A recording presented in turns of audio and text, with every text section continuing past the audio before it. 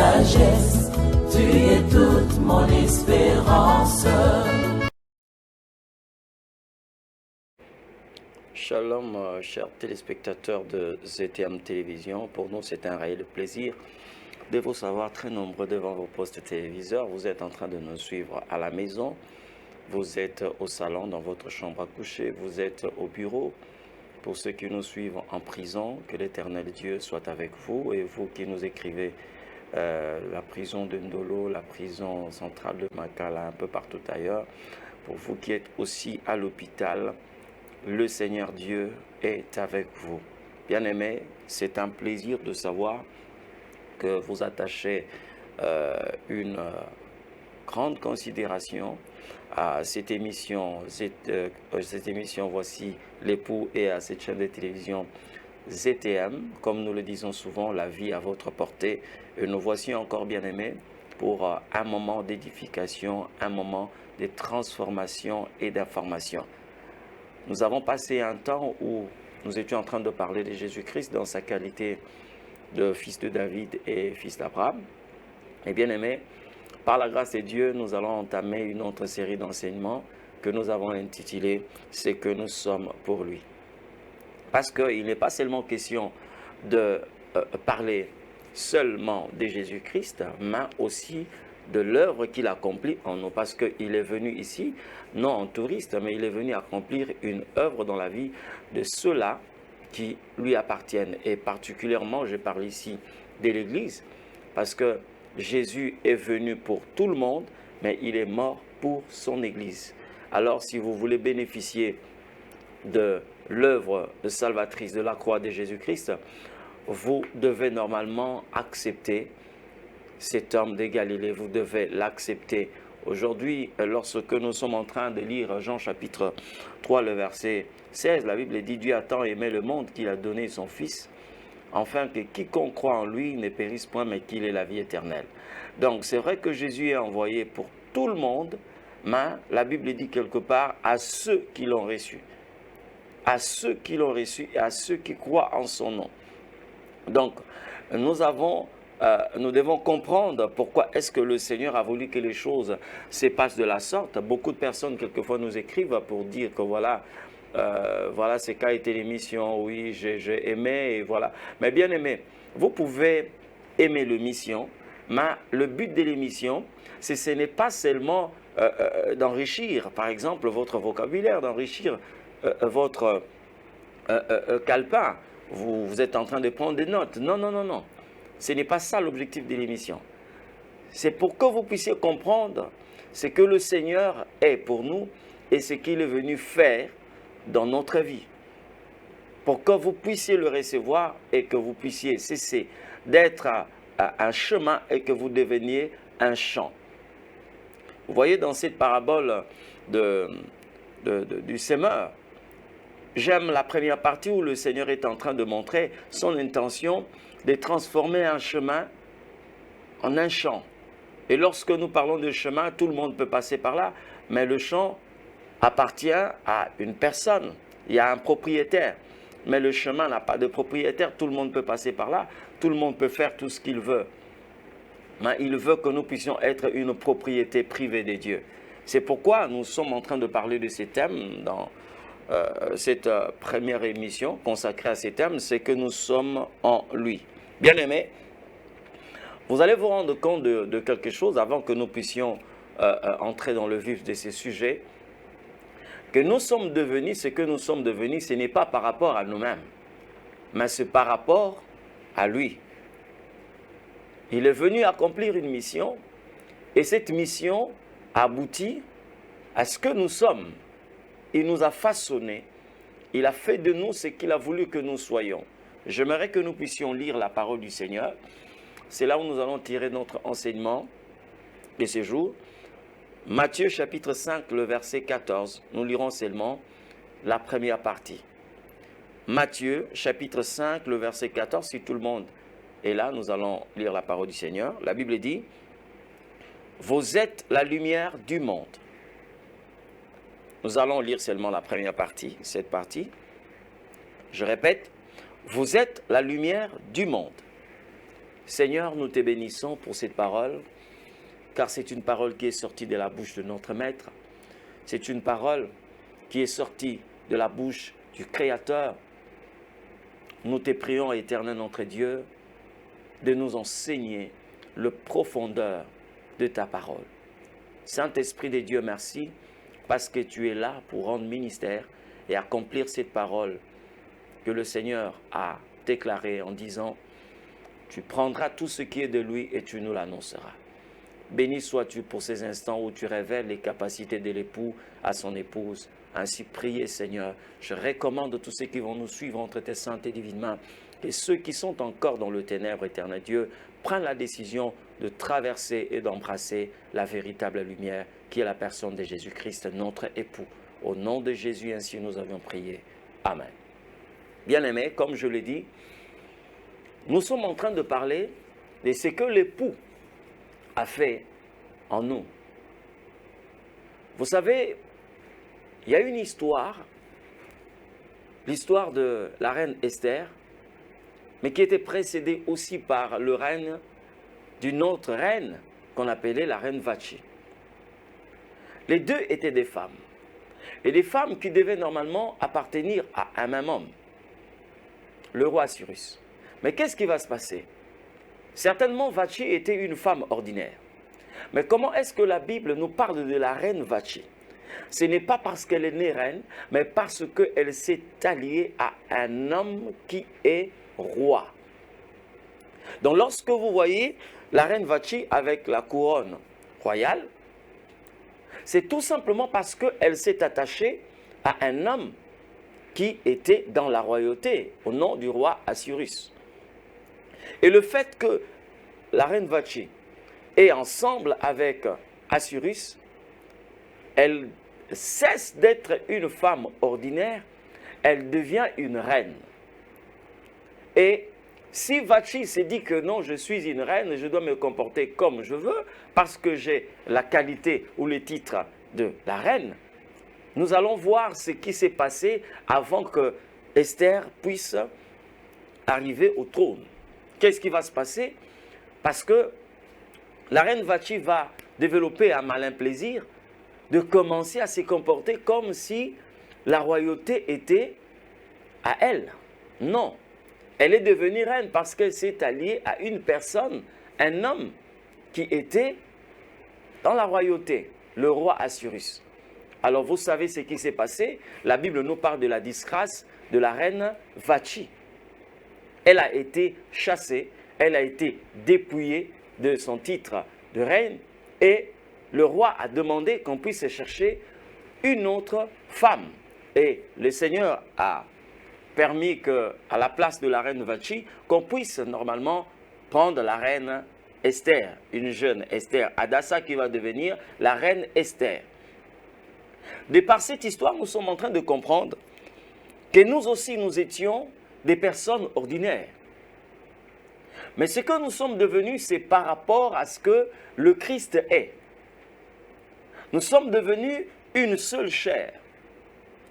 Aujourd'hui, lorsque nous parlons de l'époux, nous parlons aussi de l'épouse. Souvenez-vous, bien-aimés, que ce n'est pas seulement à Adam que l'Éternel a fait sortir cette phrase en disant « domine », non. Il a déclaré ensemble avec Ève, la mère de tous les humains. Ils étaient à deux, Adam et Ève. L'Éternel a dit « soyez féconds, multipliez-vous, assujettissez la terre et dominez sur toute la terre ». Nous sommes d'accord? Et lorsque aujourd'hui nous sommes en train de parler de Christ, le Christ ne domine pas seul, il domine avec son épouse qui est l'Église. Loin de Jésus, nous ne pouvons pas jouir de cette domination. Si nous sommes en train de nous éloigner de cet époux, il est difficile que nous puissions devenir ce que nous sommes devenus. Bien-aimés, lorsque nous lisons cette phrase, « Vous êtes la lumière du monde », Jésus ne parle pas à tout le commun de mortels. Il s'adresse à son Église. C'est comme je l'ai dit, c'est ici les paroles de l'époux à son épouse. Comment identifier l'épouse du Seigneur? elle est la lumière du monde. Mais pour que nous puissions comprendre réellement ce que c'est la lumière, nous devons repartir au commencement. Parce que, bien aimés, durant cette émission, nous sommes en train de voir ce que le Seigneur Dieu a fait de nous et quel est notre rôle sur cette terre. Nous devons repartir au commencement pour voir, enfin, qu'est-ce que la lumière? Quelle est l'importance de la lumière? Et comment la lumière agit? Et qu'est-ce qui se passe lorsque la lumière n'est pas? Nous allons prendre Genèse chapitre 1, c'est un texte que nous connaissons. Genèse chapitre 1, du verset 1 jusqu'au verset 2. La Bible dit ceci. Au commencement, Dieu créa les cieux et la terre. La terre était informe et vide. Il y avait des ténèbres à la surface de l'abîme, et l'Esprit de Dieu s'est mouvait au-dessus des eaux. Gloire soit rendue à l'Éternel Dieu. Qu'est-ce que réellement la lumière? La Bible est en train de nous présenter ici un monde que Dieu a créé. Le monde que Dieu a créé depuis le commencement, il y a les cieux et la terre. Mais il y a un problème qui va se poser, c'est que la Bible dit la terre était informe et vide. Dans d'autres versions, on est en train de parler de la terre qui devint informe et vide, parce qu'on ne peut pas expliquer le verset 2 sans pour autant chercher à comprendre le verset 1. Dieu a déjà créé les cieux et la terre, mais comment est-ce que la terre va devenir informe et vide? C'est tout simplement parce que il y a eu quelque chose qui s'est produit. Il y a la présence de l'obscurité. Et n'oubliez pas que l'obscurité, le ténèbre, c'est un règne. Et nous connaissons celui qui en est l'acteur. C'est le diable Satan. La Bible est en train de nous parler ici du règne de ténèbres. Et quand les ténèbres sont présents, qu'est-ce qui se passe? La Bible est en train de nous révéler ici des choses qui peuvent arriver lorsque les ténèbres sont présents. Ou encore, le caractéristique d'un règne de ténèbres. La Bible dit, la terre devint informe et vide. Or, Dieu ne peut pas créer quelque chose d'informe. Dieu ne peut pas créer quelque chose de vide. C'est-à-dire, le problème ici, c'est le ténèbre. Le ténèbre est un problème et le ténèbre engendre des problèmes. Mais maintenant, lorsque nous lisons la suite de ces versets, nous allons nous rendre compte que pour pallier à ces problèmes, l'Éternel Dieu va faire appel à la lumière. Dieu dit que la lumière soit. Dieu va créer la lumière. Je dirais encore qu'il va appeler la lumière. Et quand la lumière vint, nous rendons compte que le ténèbre va se dissiper. C'est là où la Bible est en train de dire que Dieu sépara la lumière d'avec le ténèbre. Et à partir de là, nous commençons à voir qu'est-ce qui était en train de se passer. J'aimerais dire à une personne que si le ténèbre est un problème, la lumière est une solution à ces problèmes. Donc tel que nous sommes ici, je suis en train de parler à l'église, vous qui êtes en train de nous suivre, vous faites partir de l'église de Jésus-Christ, vous faites partir de l'épouse, vous n'êtes pas un problème, mais vous êtes une solution au problème. Dieu a fait cesser le problème et il a appelé la lumière en tant qu'une solution. J'aimerais dire, bien-aimés, partout là où vous êtes en train de nous suivre, vous êtes dans une famille, vous êtes dans une entreprise, vous êtes dans un pays, vous êtes dans votre foyer, vous êtes à l'église, sachez-le bien que vous n'êtes pas un problème. Vous êtes une solution. C'est normal que les gens commencent à éviter des problèmes, mais les gens se rapprochent de solutions. Les gens ne doivent pas vous éviter, mais les gens doivent normalement s'approcher de vous. Ils doivent converger vers vous parce que vous êtes une solution. Alors là où vous êtes bien aimés, pendant que vous êtes en train de nous suivre, j'aimerais que vous commenciez à faire ces déclarations, à prier. Dans cette famille, vous n'êtes pas un problème, vous êtes une solution. Quelle que soit la position que vous êtes en train d'occuper, vous êtes une solution parce que le Seigneur est en train de s'adresser à son Église. Vous qui êtes l'épouse du Seigneur, il y a un travail que Jésus-Christ a fait dans votre vie. Il vous a fait une solution au problème. Donc, cessez d'exister en tant qu'un problème. Vous n'êtes pas une charge pour cette famille. Mais vous êtes la personne que l'Éternel Dieu a envoyée pour décharger cette famille. Je suis en train de voir quelqu'un comme Joseph. Joseph n'était pas un problème pour cette famille. C'est vrai, bien-aimé. Tu vas devenir un problème pour l'obscurité. Tu deviens un problème pour le ténèbre. Mais en dehors du ténèbre, tu es une solution. Parce qu'il n'y a que les ténèbres qui doivent normalement te haïr. Il n'y a que les ténèbres qui doivent normalement t'éviter. Mais tu es là comme une solution. Et je suis en train de le déclarer. Et pendant que je le dis, tu peux faire cette déclaration au nom de Jésus-Christ. Tu n'es pas entré dans ces foyers comme un problème. Tu es entré dans ces foyers comme une solution. Et c'est comme ça que la Bible est en train de dire, une femme sage est un don de l'Éternel. Est un don de l'Éternel. Parce que tu es une solution. Et lorsque nous voyons la femme sage, qui est cette femme sage? Ce n'est autre que l'Église.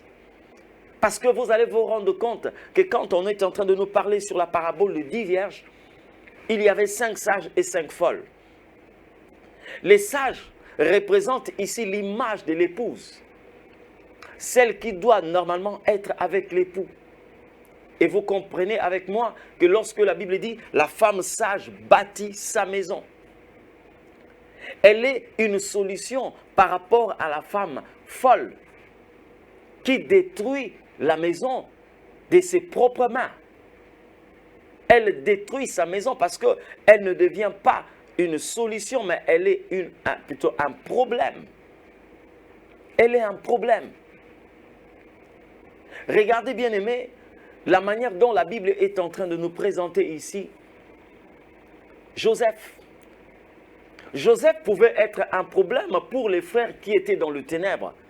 Parce que lorsque vous êtes envahi par la haine, la jalousie, c'est en fait ça, ce sont là les symptômes du règne de ténèbres. Ses frères croyaient que Joseph était un problème pour eux. Mais non, Joseph est une solution. La preuve, lorsqu'il y avait la famine qui s'est déclenchée dans une grande partie de la terre. Mais qui a résolu le problème? En fait, c'était Joseph. Parce que lui n'était pas un problème, mais il était une solution. Vous voyez, lorsque même c'est lui qui incarnait l'image du diable. Je peux parler même de Pharaon. Pharaon, à cette époque, vous comprenez l'image que donne l'Égypte, le monde ou la mondanité. Mais Pharaon a fait recours à Joseph. Il a compris que c'était lui. C'était lui la solution au problème. C'était lui la solution. C'est en ce net moment que vous allez comprendre, même au temps de Jésus, même les démons ont compris que Jésus était la solution. Lorsqu'il va se retrouver devant le fou de Gadara, les démons ont supplié Jésus. Ne nous envoie pas hors du pays, permet que nous puissions entrer dans ces pourceaux. Et Jésus-Christ leur a permis d'entrer. C'est comme ça que j'ai souvent l'habitude de dire aux enfants de Dieu, si Jésus a exaucé les démons, et à plus forte raison, son peuple, à plus forte raison, vous qui faites partir de son peuple, à plus forte raison, vous qui faites partir de son église. Joseph était une solution. Ce n'était pas parce qu'il n'était pas l'aîné, non. Quelle que soit la position que vous occupez dans cette famille, lorsque vous avez cru au Seigneur, vous êtes une solution. Vous êtes une solution. Je suis en train de voir encore quelqu'un comme David. David n'est pas un problème pour sa famille, mais c'est une solution. Mais regardez la manière dont ses frères vont se comporter. Qu'est-ce que tu es venu faire ici? À qui tu as laissé le troupeau de notre Père. Nous connaissons ton orgueil, ta malice. Mais pourtant, il n'est pas venu créer un problème. Il a apporté une solution. Vous avez fait 40 jours, menacé par un incirconcis, Goliath, qui se comporte en vedette, parce que personne ne peut l'affronter. C'est normal. Personne n'a reçu l'onction pour renverser Goliath.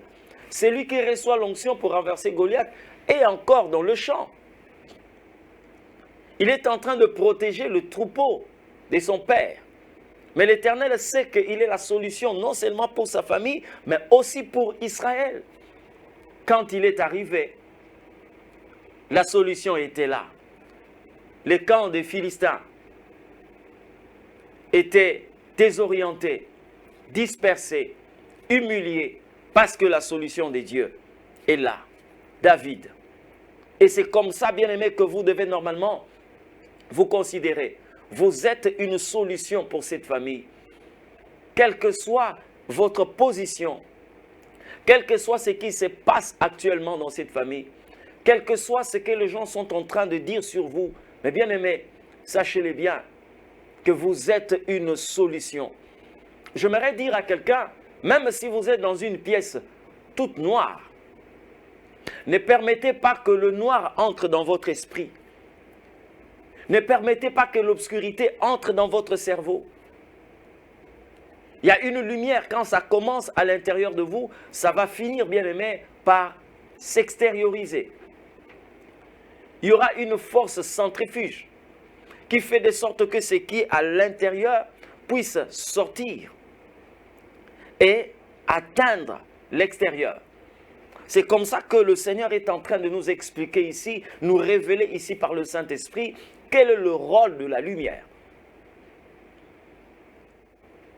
Le ténèbre constitue un problème. Et je bénis le Seigneur parce qu'il a dit par Ésaïe, le ténèbre ne régneront pas toujours. C'est-à-dire que votre présence dans cette famille, votre présence dans cette entreprise, votre présence dans ces foyers, votre présence dans ces pays fait de sorte que le ténèbre cesse. Vous êtes là, bien-aimés, comme une borne pour dire au règne de ténèbres, vous ne pouvez pas franchir cette limite, cette frontière. Non. Ici, dans cette pièce, vous êtes en train de nous voir, tout simplement parce qu'il y a la lumière. Au cas où la lumière disparaissait, bien aimé, les ténèbres vont s'inviter. L'obscurité va être présente. Et c'est ça le rôle que le Seigneur Dieu a donné à son Église. Je bénis Dieu parce qu'il n'a pas dit que nous sommes une lampe. Il n'a pas dit que nous sommes une ampoule. Parce que, bien aimé, quand vous êtes une lampe, ce qui intéresse les gens, c'est quelquefois la forme que vous avez. Mais la Bible dit, vous êtes la lumière. Et l'importance de la lampe, c'est la lumière qui jaillit. La lumière que la lampe est en train de mettre. Mais n'oubliez pas, lorsque la lumière est absente, la lampe peut garder la forme, mais elle ne va pas jouer le rôle qu'elle doit normalement jouer. Utilisons même le langage de cette époque. Nous prenons une ampoule. L'ampoule peut être là, nous voyons la forme. Mais lorsqu'on éteint l'ampoule, c'est un objet sombre. Nous pouvons voir la forme, mais elle sera incapable de nous éclairer. Mais le Seigneur dit, nous sommes la lumière du monde. Nous sommes la lumière du monde. Nous existons en termes de solution. Maintenant, lorsque nous sommes en train de sonder les Écritures, nous nous rendons compte de ce que le ténèbre ont apporté. Qu'est-ce que le ténèbre ont apporté? Le vide et le fait d'avoir quelque chose d'informe. Quand la lumière est présente, tout doit avoir une forme. Quand la lumière est présente, le vide doit disparaître. Je commence d'abord par parler, attaquer d'abord ce qui est informe. Bien-aimés dans le Seigneur. Vous savez, à chacun de nous, Dieu a donné une forme spécifique. À chaque chose que Dieu a créée, chaque créature a sa forme. Mais quand le ténèbre arrive, le ténèbre peut modifier la forme de quelque chose ou de quelqu'un. Je l'ai déjà observé. Vous sortez, bien-aimé, de quelque part, il y a l'obscurité. L'obscurité commence même à donner une forme à quelque chose qui n'a pas cette forme. C'est un balai, une raclette, qui est quelquefois positionnée au coin de la maison, mais l'obscurité vous fait voir une personne debout. C'est un morceau de tronc d'arbre, mais vous êtes en train de voir comme une personne accroupie. Et regardez la vie du fou des Gadara. Selon la pensée des dieux, c'est quelqu'un qui était appelé normalement à proclamer l'évangile des dieux. Parce que pour Dieu, bien-aimé, il n'y a pas de hasard, il n'y a pas de surprise. Tout a été planifié. Moi, ma Bible est en train de me dire que l'Éternel a préparé des choses que nous devons accomplir. C'est ce que la Bible dit. Mais regardez la forme que cette personne a pu avoir par le ténèbre.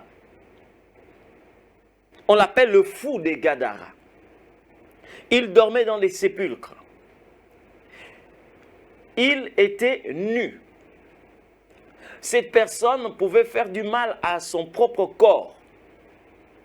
La Bible dit qu'il prenait des tessons et il se faisait des scarifications, des meurtrissures. Est-ce qu'un homme normal peut agir de la sorte? Regardez dans la vie, plusieurs personnes aujourd'hui sont en train d'agir comme ce fou des Gadara. Comment est-ce qu'avec votre propre argent, vous pouvez vous empiffrer d'alcool jusque même à perdre le sens? Vous avez aujourd'hui plusieurs cicatrices tout simplement parce qu'il arrive des moments où quelquefois vous vous retrouvez dans des caniveaux. Vous êtes renversé par une moto, par un véhicule, parce que vous ne pouvez pas marcher correctement.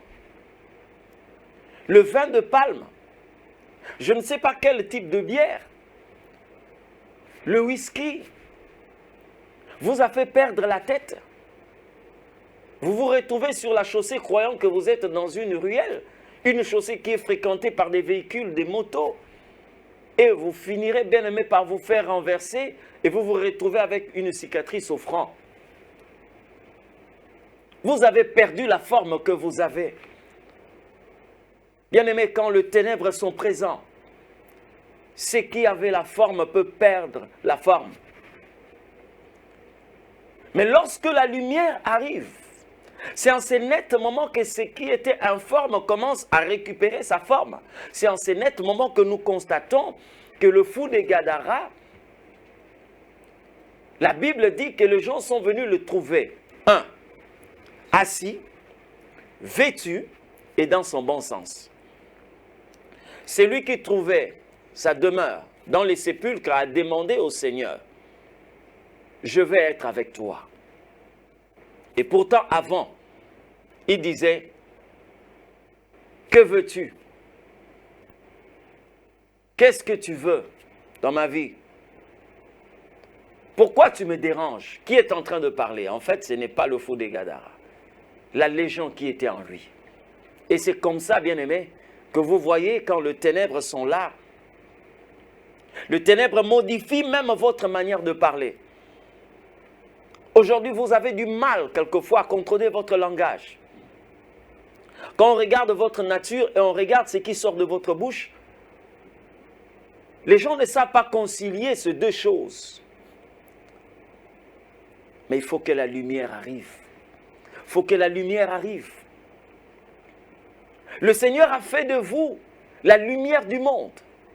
Il a fait de nous la lumière du monde. C'est qu'il est venu accomplir en nous. Je suis en train de rappeler à ceux-là qui nous suivent que vous êtes en train de suivre ZTM Télévision et votre émission « Voici l'époux ». Pour ceux-là qui veulent nous écrire, nous rappelons souvent que vous avez notre adresse Facebook Amos Mavungu. Vous avez aussi notre numéro qui est affiché au bas de vos écrans. Vous pouvez toutefois appeler et nous écrire. Bien-aimés, par la grâce de Dieu, nous sommes là pour répondre à vos doléances par le Saint-Esprit.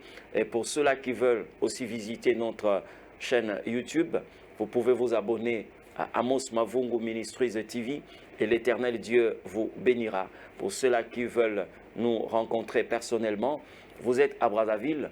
Nous sommes sur la rue Lomo, avenue. Nous sommes sur la rue Lomo à Brazzaville, à Mongali, dans l'église Temps des Dieux, avenue Lomo numéro 56 bis, dans la commune de Mongali. Pour ceux qui sont vers Mfilou, nous sommes sur la rue Bambama numéro 13, référence deuxième forage Le Bled. Pour ceux qui sont à Kinshasa, nous sommes sur l'avenue Lango numéro 7 dans la commune de Limete, première rue d'Ilandos, église Temps des Dieux. Nos jours de culte, chaque mercredi, nous sommes à l'église de 16h à 19h30, chaque vendredi de 16h à 19h30 et les dimanches de 8h30 à 11h30. Et l'Éternel Dieu vous bénira. Pour cette émission, nous sommes chaque jour, chaque lundi plutôt, à partir de 14h30, en rediffusion jeudi à partir de 0h30 et vendredi à partir de 14h30. Bien-aimés, j'étais en train de parler du rôle de la lumière, ce que le Seigneur a fait de nous. Nous sommes la lumière et nous avons cette responsabilité d'apporter la forme dans tout ce qui a perdu la forme. Ça peut arriver aussi dans votre vie qu'aujourd'hui vous êtes sans forme, mais bien aimé, sachez-le bien, vous devez jouer votre rôle, pleinement votre rôle, de sorte que vous puissiez posséder la forme que l'Éternel Dieu a voulu que vous puissiez posséder. Nous avons un adversaire qui veut toujours faire des choses contrairement à la volonté de Dieu, mais bien aimé, la Bible dit, dans toutes ces choses, nous sommes plus que vainqueurs. Bien aimé, nous sommes en train de voir aussi ce que les ténèbres peuvent apporter, le fait d'apporter le vide. La terre était informe et vide. Mais bien aimé, là où il y a la lumière, il ne peut pas y avoir le vide. Parce que le vide signifie l'absence de quelque chose, l'absence de ce qui devait être. Le vide symbolise aussi le besoin. Le vide symbolise aussi le manquement. C'est comme ça que vous allez voir lorsque l'Éternel Dieu va faire appel à la lumière, aussitôt Dieu commence à combler la terre. Quand il dit que la lumière soit et la lumière fut, il y a eu une série d'événements que le Seigneur Dieu a commencé à accomplir lorsque la lumière s'est présentée. Qu'il y ait des oiseaux, que la mer produise des poissons, qu'il y ait des êtres vivants sur cette terre, les animaux terrestres. Toutes ces choses sont venues après avoir appelé la lumière. Ça veut dire que dans votre rôle de lumière du monde, nous devons normalement arrêter le ténèbre et ses ravages. Nous devons arrêter le ténèbre et ses ravages. Et c'est comme ça que la Bible est en train de nous révéler ce que David avait compris par rapport à sa relation entre lui et Dieu. Psaume 23, le verset 1. Nous le connaissons quelquefois par cœur. L'Éternel est mon berger, je ne manquerai de rien. Ça veut dire que quand lui est notre berger, le verbe manquer doit être gommé. Le verbe manquer doit être effacé. C'est-à-dire que le vide doit disparaître. Le vide doit disparaître. Comment est-ce que nous pouvons être dans le besoin? Le besoin révèle la présence d'un vide. Le besoin montre réellement qu'il devait y avoir quelque chose, mais qui n'est pas à sa place. Et c'est ce qui crée le besoin. Ça peut être la soif, ça peut être la famine. Un besoin. Et le besoin aujourd'hui engendre même la tristesse. Le besoin engendre beaucoup de choses. Le stress. Quand les ténèbres sont là, bien-aimés, il est normal que le vide soit là. Mais quand la lumière arrive, c'est en ces nets moments-là que nous commençons à comprendre que ces choses doivent normalement être remplacées. Le vide doit être remplacé. Je ne manquerai de rien. Et c'est comme ça, lorsque nous commençons à regarder dans la Bible, plusieurs personnes ont été comblées lorsque la lumière s'est installée. Regardez la vie de Joseph. Oh, que l'Éternel Dieu soit béni pour sa fidélité. Aucune chose ne pouvait combler le cœur de Joseph, si ce n'est ce que Dieu avait promis. Joseph est vendu par les Ismaélites. Mais ce n'est pas ce qui va combler son cœur. Joseph est acheté par Potiphar. Son cœur n'est pas comblé. Même quand il est devenu le chef de tous les domestiques de Potiphar, Joseph, son cœur n'est pas comblé. Joseph est accusé faussement. Il est conduit à la prison. Mais là aussi, bien aimé, il a la domination sur tous les prisonniers parce qu'il est chef de la prison. Son cœur n'est pas comblé. Il demeurait encore dans le vide. Il y avait encore le verbe manquer dans la vie de Joseph. Qu'est-ce qui manquait? L'Éternel ne lui a pas montré qu'il était chef dans la maison des Potiphar. Dieu ne lui a pas révélé qu'il était chef dans la prison. Mais Dieu lui a révélé qu'il devait recevoir la prosternation de ses frères. Mais or, le frère de Joseph ne viendront pas se prosterner devant Joseph dans la maison des Potiphar. Il faut qu'il atteigne une certaine dimension qui fait de sorte que même le peuple qui viendra de loin, le peuple qui viendra de loin puisse se prosterner devant Joseph. Alors il a fallu que Joseph occupe le trône en Israël, plutôt en Égypte, en tant que gouverneur de l'Égypte. Et c'est comme ça, bien-aimé, que le Seigneur Dieu va combler, je dis bien, va combler le cœur de Joseph. Parce que la lumière est présente. Parce que la lumière a accompli son rôle. Parce que la lumière a accompli sa mission. Et j'aimerais dire à quelqu'un, c'est ce que vous êtes. Et pendant que vous êtes en train de nous suivre, bien-aimés, vous êtes en train de déclarer que le rôle de ténèbres doit cesser dans votre vie. Et votre présence dans cette famille va faire de sorte que tout ce qui est représailles, ravage de ténèbres puisse s'arrêter dans le nom de Jésus-Christ. La famine est venue pour consumer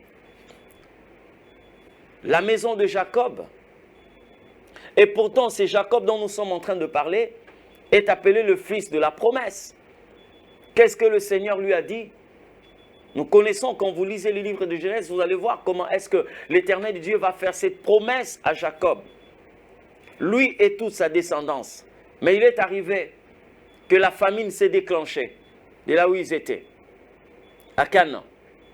Mais on leur a appris que là en Égypte, il y a de la nourriture. Mais quelle est la pièce que l'Éternel est en train d'utiliser pour résoudre ces problèmes de cette grande famine? C'est Joseph. C'est Joseph.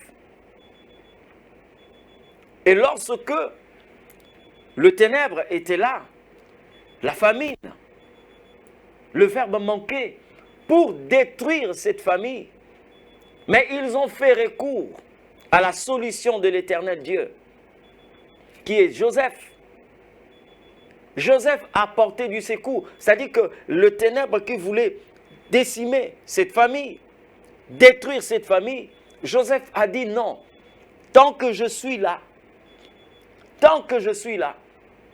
les ténèbres ne vont pas régner. C'est vrai que les frères de Joseph sont arrivés en Égypte. Ils ne savaient pas qu'ils étaient devant leurs frères. Ils se sont prosternés. Et la finalité, ils ont reçu à manger. Joseph a commencé à faire reculer le ténèbre. Et quand ils sont venus pour la première et la deuxième fois, ils ont appris que c'était leur frère. Ils sont allés prendre leur père.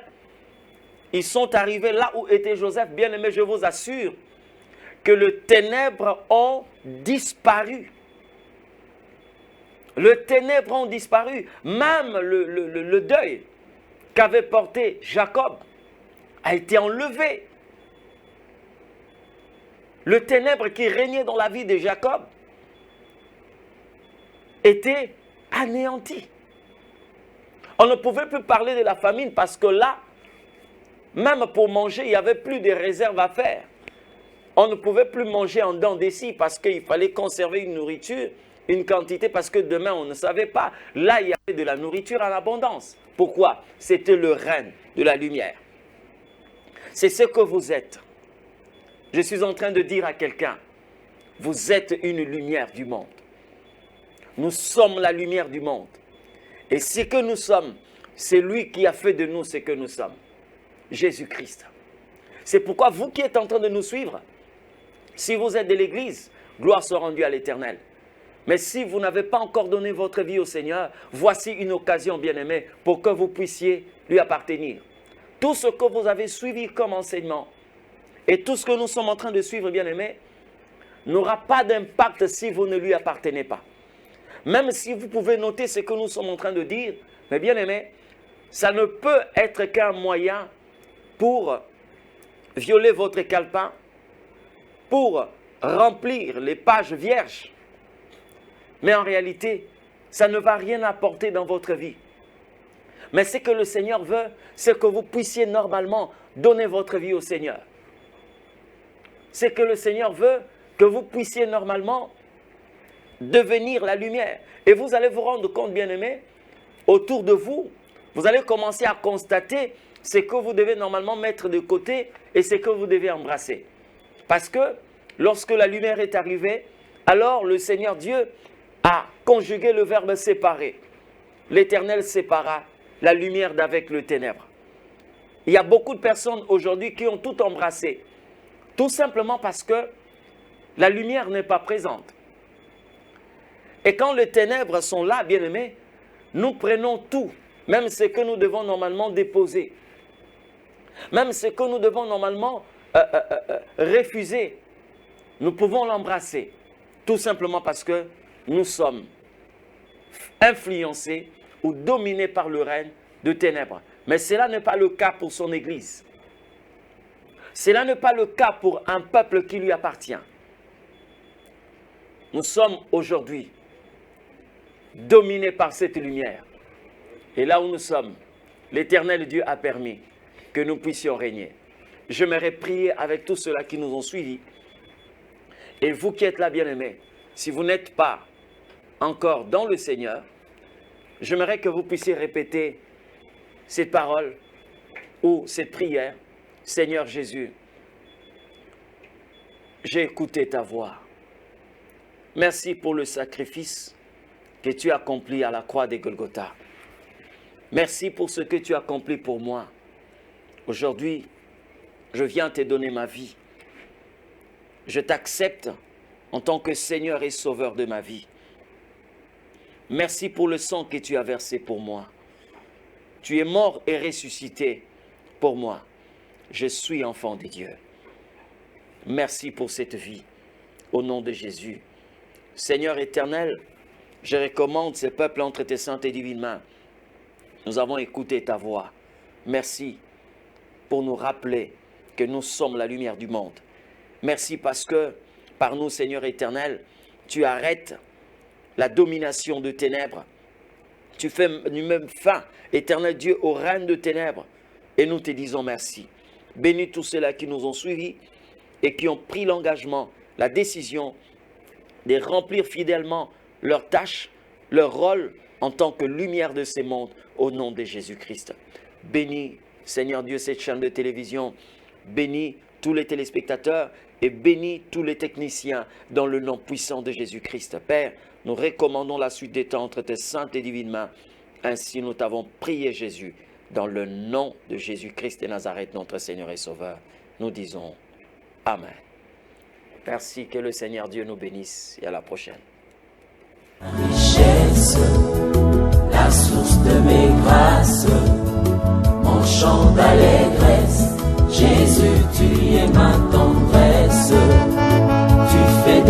promesses qui se réalisent. Tu es ma sagesse.